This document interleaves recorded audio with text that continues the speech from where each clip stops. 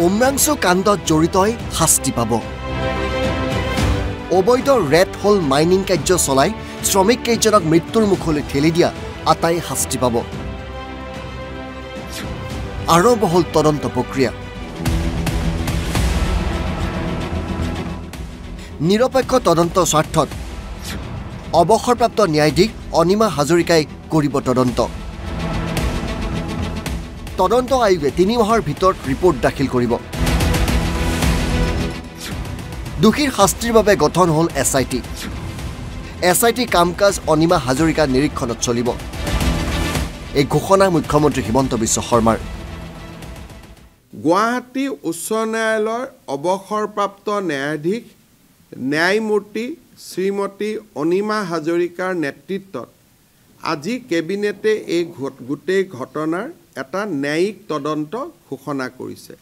সম্পূৰ্ণ নিৰপেক্ষভাৱে উচ্চ ন্যায়ালয়ৰ অৱসৰপ্ৰাপ্ত ন্যায়াধীশ জাষ্টিছ অনিমা হাজৰিকাই এই গোটেই ঘটনাৰ তদন্ত কৰি 3 মাহৰ ভিতৰত চৰকাৰক প্ৰতিবেদন দিব আৰু চৰকাৰে সেইমতে কাৰ্যসূচী গ্ৰহণ কৰিব।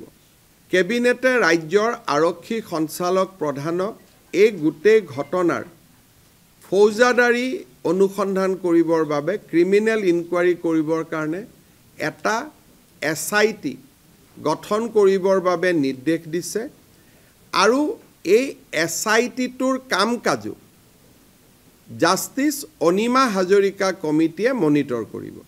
সাধাৰণতে আমি যেতিয়া এটা SIT কৰোঁ সেই SITটোৰ কাম-কাজ DGPয়ে মনিটৰ কৰে, কিন্তু এইবাৰ এই SITটোৰ কাম-কাজৰ মনিটৰিং কৰাৰ ক্ষমতা আমি যিটো ন্যায়িক আয়োগ ঘোষণা কৰিছোঁ সেই ন্যায়িক আয়োগৰ হাতত অৰ্পণ কৰিছোঁ আৰু এই ঘটনাৰ লগত জড়িত আটাইকে শাস্তি প্ৰদানৰ বাবে এই SITটোৱে ব্যৱস্থা হাতত ল'ব।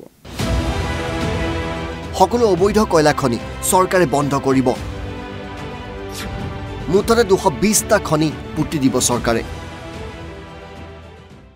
এই মাইনখিনি আমি কেনেকৈ পুতি পেলাব পাৰোঁ? 220টা গাঁত আছে, তাক পুতি পেলোৱাটো ইমান সহজসাধ্য নহয়। আৰু এতিয়া আমি জানিব পৰা মতে মাজে মাজে জীৱ জন্তু খাদৰ তলত পৰি মৃত্যু হৈ থাকিছিল। সেইবাবে এই খাদখিনি আমি কেনেকৈ ফিল আপ কৰি দিব পাৰোঁ তাৰ বাবেও আমি চেণ্ট্ৰেল মাইন প্লেনিং আৰু ডিজাইন ইনষ্টিটিউট লিমিটেডৰ সহায় ল'বৰ বাবে আমি আমাৰ বিভাগক নিৰ্দেশ দিছোঁ। নিহত আৰু সন্ধানহীন শ্ৰমিকসকলৰ পৰিয়াললৈ চৰকাৰে 10 লাখ টকাৰ এককালী সাহায্য ঘোষণা কৰিছে। ইতিমধ্যে আমি 4টা মৃতদেহ উদ্ধাৰ কৰিছোঁ। 5জন লোক মাইন্সৰ ভিতৰত থকা বুলি সন্দেহ কৰা হৈছে।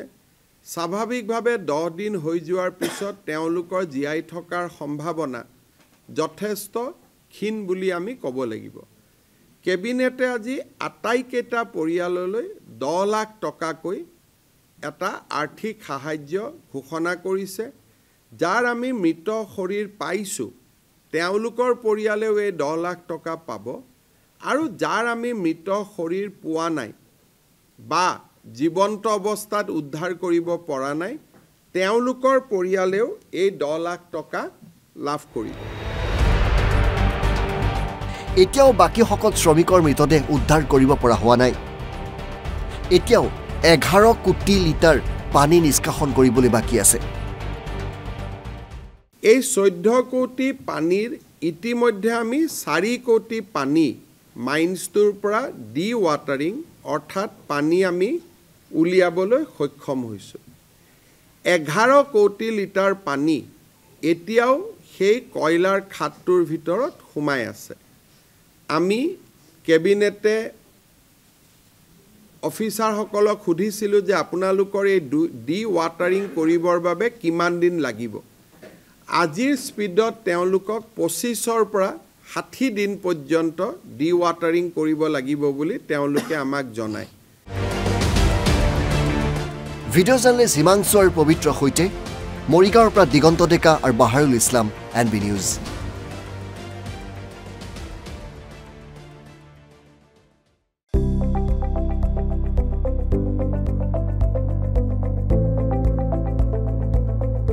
NB নিউজ, সহজ সৰল ভাষাত নৱভাৰতৰ কথা।